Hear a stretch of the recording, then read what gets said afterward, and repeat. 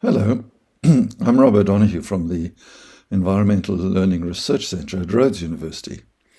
And this learning platform has been built around Handprints for Change, a teacher education handbook that was developed through a collaboration that involved researchers in Mexico, Germany, India, and South Africa.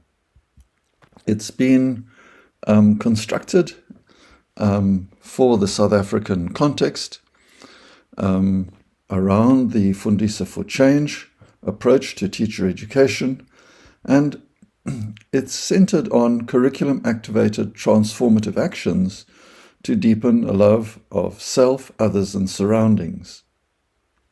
And of course, it has grown out of the originating work with young children in India, the handprint work, and it's growing into an international movement that is supporting teachers to teach with more relevance around the challenges of a changing world.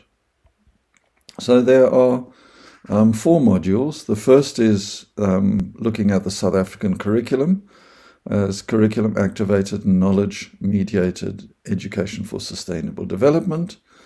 And then we introduce the handprint approach with the teacher education handbook. And then we look at the lesson design tools that are appropriate for work in the South African context. And then we look at design materials with exemplars that relate to the South African context, where teachers can take these up and adapt them and work with them in their curriculum settings. So from a South African curriculum and teacher education process, we're looking at knowing the subject, improving teaching practices, and improving assessment practices, but in the context of curriculum-activated change projects and a whole school approach to ESD. And we've got a core text, Fundisa for Change core text that goes with this. Then we look at the handprint approach, and you can source an e-copy of the Handprints for Change handbook for teacher education. You can look at the foundations of this in terms of the key questions that the collaborative work was undertaken to address. And then you can look at the handprint origins and the models and learning sequences that came to be explored in that work. So we do a review of all of the formative research that informed this work, and we look at the key elements for planning ESD. And this takes us to what we're terming a handprint approach to ESD as an action learning approach in curriculum settings. And here handprint learning actions and ESD competences can be activated in real-world story sharing that engages local concerns through curriculum-activated and knowledge-mediated transformative learning towards more just and sustainable futures. It's quite a mouthful, but the key elements are sort of teased out here around real-world story and local concerns and curriculum-activated work.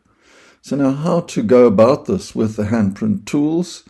We look at a knowledge-centered approach that can be built around concerns, heritage, and ethics. And then we look at the startup using real-world story.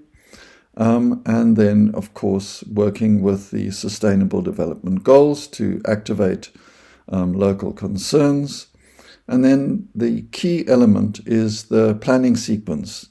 That is a simple extension into active learning, can be also developed as a transformative learning process, and can integrate heritage and science. And the schema for these are explored using a 4-quadrant model.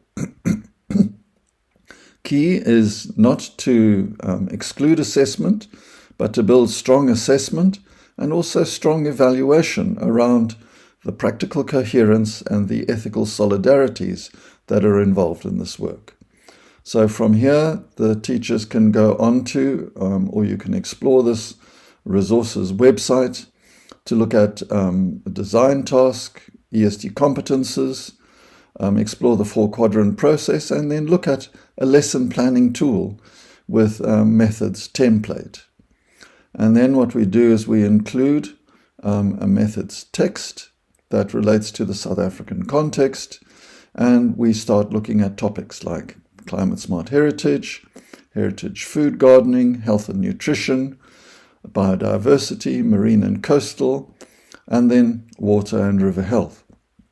And all of these are startup ideas.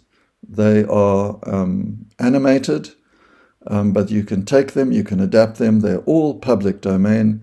And the idea is to support teachers to take up these ideas, orientate them to their needs and their curriculum context, and enjoy this kind of challenging work to engage the issues of the world with the enthusiasm that young learners can bring to education.